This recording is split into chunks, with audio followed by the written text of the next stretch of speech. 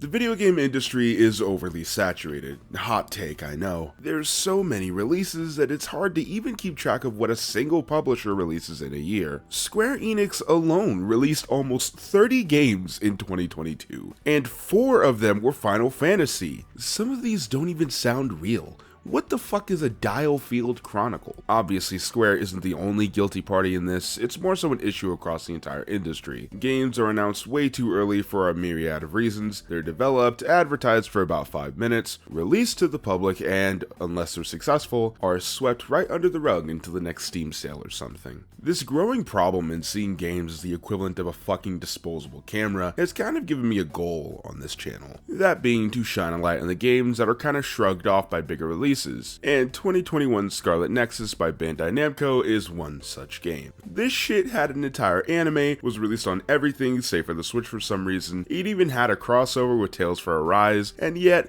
I heard absolutely nobody talking about it past launch. It's a sci-fi hack and slash game with amazing combat and a story split into 2 separate campaigns focused on Yuito and Kasane respectively. However, as much as I went into Scarlet Nexus excited at all the different possibilities, I left utterly exhausted and worst of all, bored. When I finish a game, I usually let the credits play as I talk out loud, going through my thoughts and opinions over what I've just experienced. But when I completed Scarlet Nexus, I turned off my Xbox and immediately crawled into bed and didn't really think about the game over the next few days until I realized that I had already taken about 2 pages worth of notes. Despite my disappointment, I'm not going to spoil the game just in case you wanted to give it a chance for yourself. But fair warning, there will be slight visual spoilers for the latter half of the game. Let's give this game a fair shake and start off with the positive. I was initially concerned that this would be a Tales-like, however I was surprised by what both Bandai Namco and Tosei were able to do. Scarlet Nexus is a completely action-focused hack and slash game with only light RPG elements. Besides just attacking and dodging, the big mechanic this game has are your teammates' powers, ranging from electricity to invincibility, and they can be used to solve problems in a few different ways. Like instead of teleporting close to an enemy, you can sneak up on them with camouflage or move with super speed for a short amount of time. The powers, or SNS,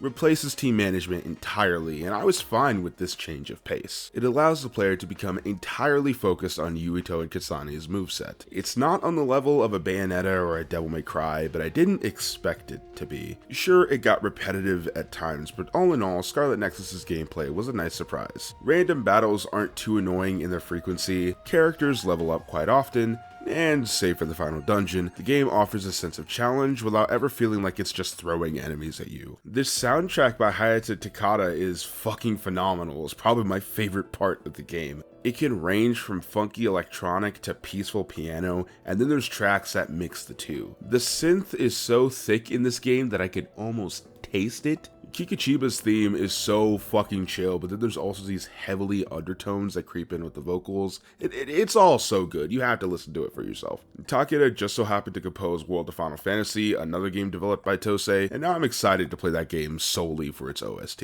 I'm definitely going to be following him on whatever project he does after Nexus. I want to reiterate that despite what I'm about to say about this game, I overall had an okay time with Scarlet Nexus whenever I ignored the story. The common problem I've seen with Bandai Namco's games is that their narratives can often feel clunky, especially the opening hours. If you think the opening of Persona 5 can get a bit tedious, wait till you play Tales of Zestiria. And I liked that game. Scarlet Nexus has the same issue, just not as bad. The opening was genuinely intriguing, plus the artistic direction of Suo, the city you explore for the opening 5-ish hours, the music, and the gameplay pushes the player to get past the subpar opening in order to get to what should be a good game. But that enjoyment waned after a while.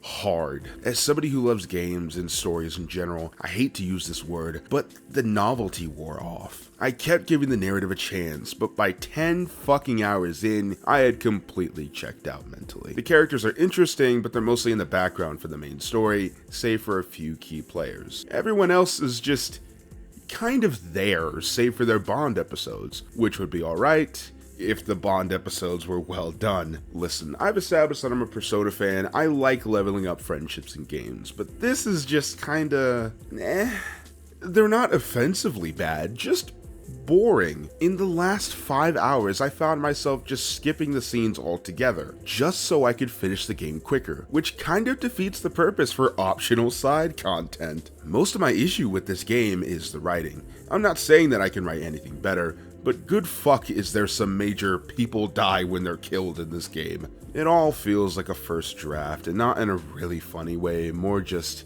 disappointing. The overall concept is interesting, and there are even moments in the game that I enjoyed. I adore sci-fi, so a world with powers, moon conspiracies, Scientology shit, secret government plots, and time travel all sounds like it should be right up my alley. However, the way it's told felt like it lagged on a bit and rushed at the same time. Any sort of complexity is just left on the floor for surface level shit you'd see in a light novel adaptation. It feels like it was written in such a way to hit the typical RPG story beats rather than a way that fits the story that's being told. False victories, surprise villains, twists and turns, it's all here. But none of it feels thematically fulfilling or even enjoyable. Without spoiling it, the final boss of Scarlet Nexus actually loses because the real power is the friends we made along the way. I can't make this shit up. When I watched the credits roll at 3 AM, just days before Christmas, I felt nothing. I actually liked the ending quite a bit,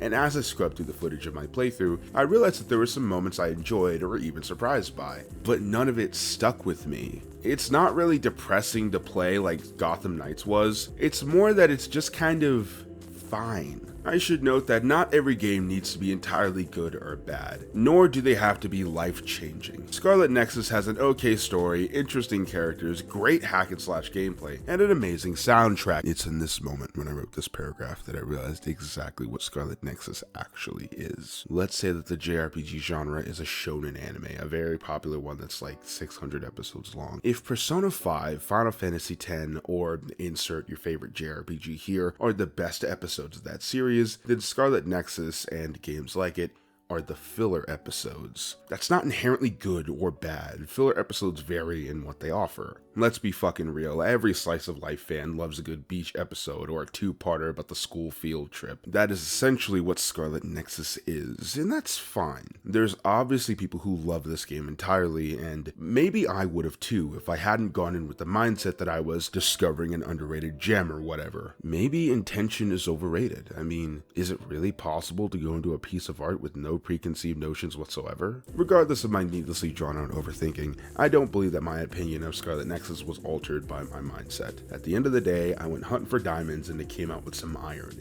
And I guess that's fine. Iron has a purpose at the end of the day, and that's alright with me. Anyways, I hope you all enjoyed my first video of the year. I hope you all had a great new year, great holidays. Glad to be back. I needed some sort of consistency in my fucking life. It's a bit unfortunate that I waited well over a year and a half to complete this game, and it ended up being very disappointing, but like I said, at least I liked what I liked at the end of the day. It is what it is. Back it up and on to the next one. I hope you all enjoyed this video. Like, subscribe, and all that jazz. I'll catch you guys next time. Later, kids. Have a good night.